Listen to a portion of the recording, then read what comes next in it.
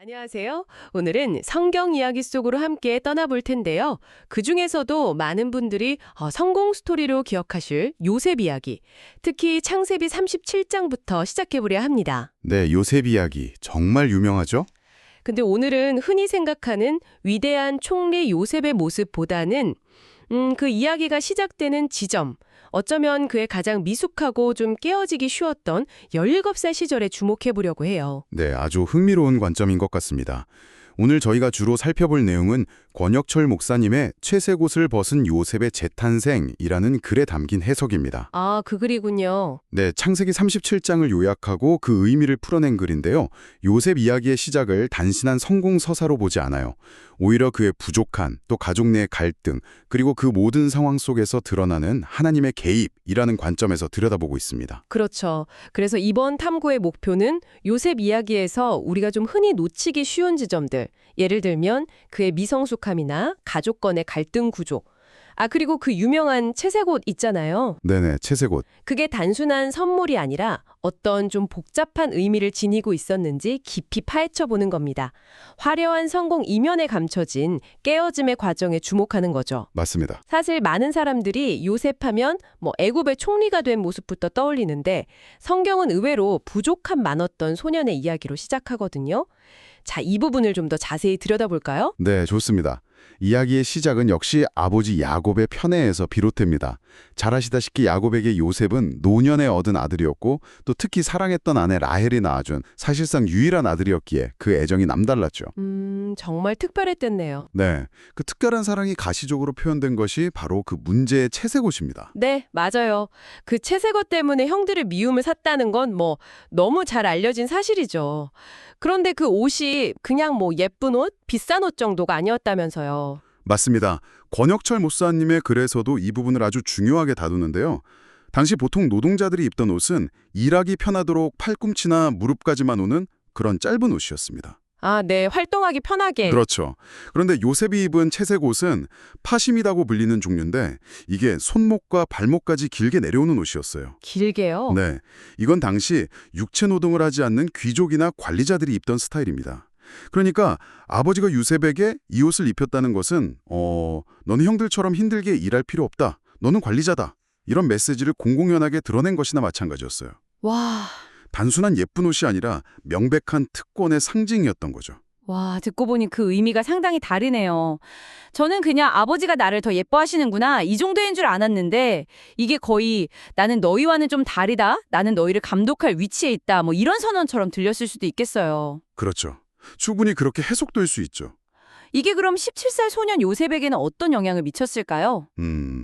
당연히 특권의식과 약간의 우월감을 심어주었을 가능성이 높습니다. 성경 기록을 보면 요셉이 형들의 잘못, 게으름 같은 것을 아버지에게 일러바치는 장면이 나오잖아요. 네, 나오죠. 고자질하는 장면. 네, 스스로를 형들과 동등한 위치가 아니라 그들을 평가하고 관리하는 위치로 인식했음을 보여주는 대목이죠. 채색옷은 이런 요셉의 태도를 더욱 부추겼을 겁니다. 그랬겠네요. 더 나아가 이 채색옷은 아버지의 편애를 그냥 눈에 보이는 증거로 만들어버렸기 때문에 형들의 시기와 분노를 정말 극으로 치닫게 하는 결정적인 도화선이 되었습니다. 결국 요셉을 나락으로 떨어뜨리는 비극의 씨앗이 된 셈이죠. 여기서부터 정말 흥미로워집니다. 아버지의 사랑 표현이 오히려 아들에게는 독이 되고 형제 관계는 파탄으로 이끌었다니 참 아이러니한 상황입니다. 결국 그 쌓였던 미움이 폭발하는 순간이 오죠. 형들이 요셉을 죽이려고 모의하고 마침내 기회가 찾아왔을 때 그들이 가장 먼저 한 행동이 바로 그 채색옷을 벗기는 거였어요. 네, 맞아요. 채색옷부터 벗겼죠. 그리고는 구덩이에 던져버리죠. 바로 그 장면에서 성경은 아주 짧지만 결정적인 한 구절을 덧붙입니다. 그 구덩이는 비어있고 물이 없었다. 창 37.24. 이게 정말 놀라운 지점인데요. 물이 없었다. 네, 생각해보면 상황은 정말 최악입니다. 아버지의 편애라는 잘못된 사랑, 형들의 살해 가득한 분노, 그리고 요셉 자신의 미성숙함과 눈치 없음까지. 모든 인과적인 요소는 요셉을 죽음으로 몰아가고 있는데 하나님께서는 물이 없는 구덩이라는 단 하나의 조건을 통해 그의 생명을 보존하십니다. 와, 어쩌면 사소해 보이는 이 디테일 속에 하나님의 일하심, 즉 섭리가 숨어 있는 거죠. 인간의 실패와 죄악 속에서도 당신의 계획을 이루시는 하나님의 방식을 엿볼 수 있습니다. 듣고 보니 정말 소름이 돋네요. 저는 그 구절을 읽으면서 그냥 물이 없어서 다행이다 정도로만 생각했는데 그게 그런 절망적인 상황 속에서 하나님의 개입을 보여주는 장치였군요. 그렇죠. 그렇게 볼 수 있죠. 요셉 입장에서는 그 구덩이에 던져지는 순간 정말 모든 것이 끝났다고 생각했을 것 같아요. 아버지의 사랑의 징표였던 채색옷도 벗겨지고 믿었던 형들에게 배신당하고 어쩌면 그때 처음으로 깨달았을지도 모르겠어요. 뭘요? 자신이 의지했던 그 모든 것들, 아버지의 편애, 그 특별한 옷, 어쩌면 자기가 꿨던 꿈까지도 이게 자신을 지켜주지 못한다는 사실을요. 정확히 그 지점입니다. 채색옷으로 상징되는 외적인 특권과 인간적인 보호막이 사라진 순간 요셉은 역설적으로 처음으로 하나님만을 의지해야 하는 상황에 놓이게 됩니다.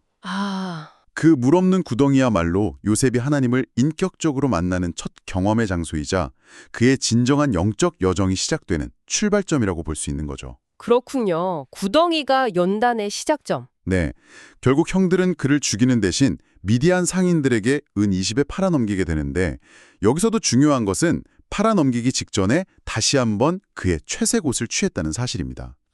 또 채색 옷을. 네, 그 옷은 피를 묻혀 아버지에게 가져가서 요셉이 죽었다고 속이는 데 사용되죠. 채색 옷이 처음에는 편애의 상징이었다가 형들의 미움의 표적이 되고 결국에는 요셉의 죽음을 위장하는 도구가 되기까지 정말 이 옷 하나에 많은 의미가 담겨 있네요. 그렇습니다. 권혁철 목사님의 글은 여기서 한 걸음 더 나아가는데요. 이 채색 옷이 단순히 형들의 미움을 산 것뿐만 아니라 요셉 자신에게도 해로운 옷이었다고 해석합니다. 요셉 자신에게도 해로웠다고요? 네, 겉으로는 그를 높여주고 특별하게 만드는 듯했지만 실제로는 그를 형제들로부터 고립시키고 교만하게 만들며 결국 죽음의 위기로 몰아넣는 위험한 옷이었다는 거죠.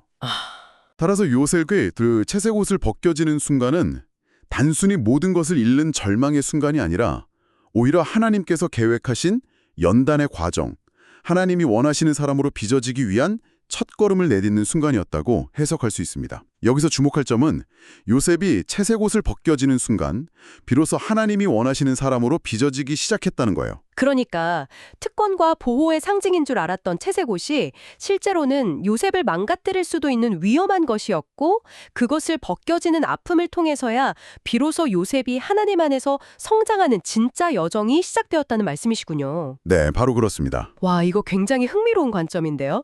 그럼 요셉의 진정한 이야기는 화려한 총리가 된 이후가 아니라 바로 그 버려진 구덩이에서부터 시작된다고 봐야겠네요. 바로 그렇습니다.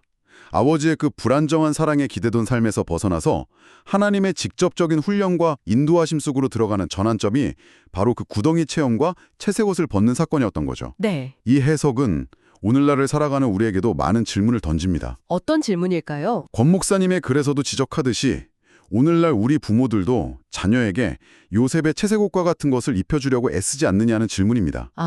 요셉의 채색 옷 같은 거요. 네, 예를 들면 남들보다 더 좋은 환경, 더 나은 교육 기회, 안정된 미래를 보장해 줄 것 같은 사회 경제적 배경 같은 것들이죠. 듣고 보니 정말 그렇네요. 부모라면 누구나 자녀에게 좋은 것을 해주고 싶고 어려움 없이 살아가도록 돕고 싶은 마음이 있으니까요.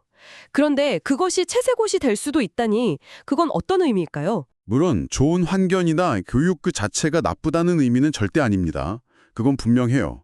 문제는 만약 그러한 외적인 조건들이 우리 삶에서 혹은 자녀의 삶에서 마땅히 하나님이 계셔야 할 자리를 대신 차지하게 될 때 발생합니다. 하나님의 자리를 대신할 때. 네, 즉 하나님을 의지하기보다 좋은 환경이나 조건을 더 신뢰하게 된다면 그 좋아 보이는 채색 옷이 오히려 영적인 성장을 가로막고 결국에는 영적인 위험으로 이끄는 독이 될 수 있다는 경고입니다. 독이 될 수도 있다. 그렇죠. 자녀에게 물려주어야 할 궁극적인 유산은 세상적인 성공이나 안정이 아니라 어떤 상황에서도 변함없이 함께 하시는 하나님 자신, 즉 하나님의 임재라는 것을 기억해야 한다는 거죠.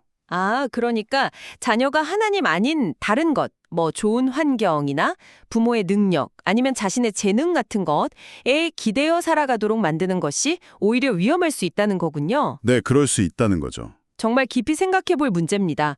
그렇다면 우리가 피하고 싶어하는 그 물 없는 구덩이, 즉 고난이나 실패의 자리는 어떻게 이해해야 할까요? 그 물 없는 구덩이에 대한 해석도 새롭게 다가옵니다. 흔히 우리는 고난, 상실, 실패의 경험을 피해야 할 부정적인 것으로만 여기잖아요. 네, 그렇죠. 당연히 피하고 싶죠. 그런데 어쩌면 그곳이 하나님께서 우리를 만나주시기 위해 예비하신 특별한 장소일 수 있다는 겁니다. 모든 인간적인 도움이 끊어지고 나의 한계가 드러나는 바로 그 자리에서 우리는 비로소 진짜 하나님을 대면하고 의지하게 될 수 있습니다. 아, 따라서 그 구덩이는 단순히 절망과 죽음의 장소가 아니라 오히려 진정한 만남과 깨달음이 일어나는 은혜의 장소가 될 수도 있다는 것이죠. 이는 우리에게 인생의 어려움을 어떻게 바라볼 것인가? 라는 아주 근본적인 질문을 던져줍니다. 우리는 고난을 어떻게 바라보고 있는가? 오늘 권혁철 목사님의 글을 통해 창세기 37장을 다시 보니 요셉 이야기가 단순히 한 인물의 성공담이 아니라 한 사람의 깊은 깨어짐과 그 가정에 섬세하게 개입하시는 하나님의 손길을 보여주는 이야기라는 생각이 드네요. 네, 맞습니다. 어쩌면 우리가 붙잡아야 할 것은 총리가 된 요셉의 화려함 이전에 아무것도 없는 구덩이에서 하나님을 만나기 시작한 요셉의 모습일지도 모르겠습니다.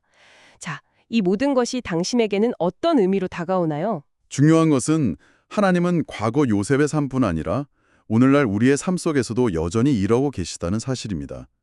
때로는 우리가 너무나 당연하게 여기고 의지했던 채색옷들, 그것이 지위든 재능이든 관계든 혹은 안정된 환경이든 을 벗겨내시는 아픔을 통해서라도 우리를 변화시키시고 당신의 사람으로 만들어 가시기를 원하신다는 것을 기억할 필요가 있습니다. 아, 아픔을 통해서라도요? 네. 어쩌면 그것이 우리 각자의 삶에서 펼쳐지는 더 큰 이야기, 구속사의 시작일지도 모릅니다. 마지막으로 당신에게 한번 질문을 던져보고 싶습니다. 당신의 삶에서 채색옷이라고 할 만한 것은 무엇인가요?